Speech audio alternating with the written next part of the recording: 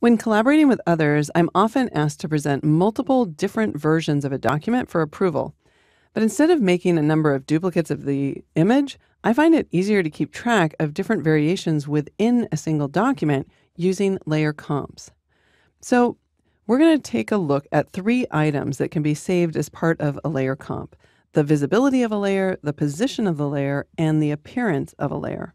I'm going to start by selecting the color fill layer down here, and then adding a second one by choosing solid color. I'll choose a blue color. I just copied and pasted in the hex value there, and then click OK. So now I have 2 different backgrounds that we can choose from. I also want an option that has just a red stroke. So I'll choose my bottom images layer group and the top images layer group, and from the styles panel, I'll click to add a stroke to those. So now I have a few more variations because I can have the blue background and the white background, and I can choose whether or not to have a stroke on the image. I also want to change the center to images. So in order to keep track of all of these different options, I'm going to use my Layer Comps panel. So for example, let's say this is one of the options. I'll click on the plus icon, and I will name the layer comp blue for the blue background and stroke. I want it to keep track of the visibility of the layers, the positioning of the layers, as well as the layer style.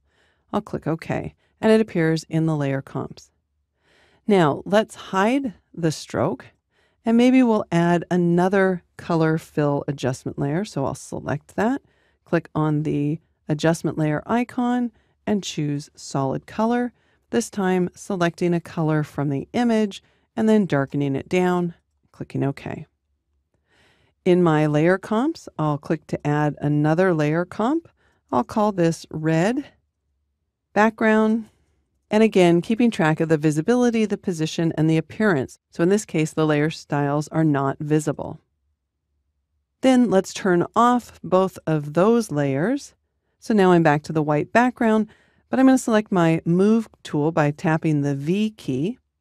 I'll hold down the Command key, which temporarily turns on Auto Select, and click on this layer in the bottom center. That selected it in the Layers panel.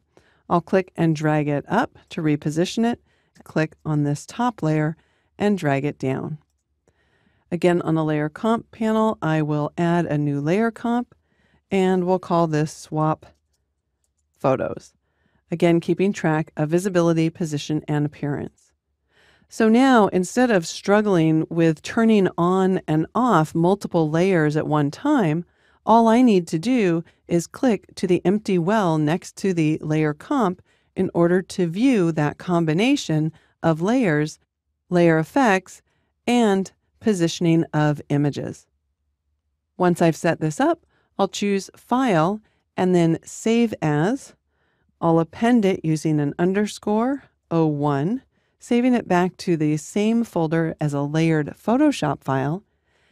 And then if I needed to distribute or export these different layer comps, I could choose File and then Export, and choose whether I want to export the layer comps to individual files or to PDFs.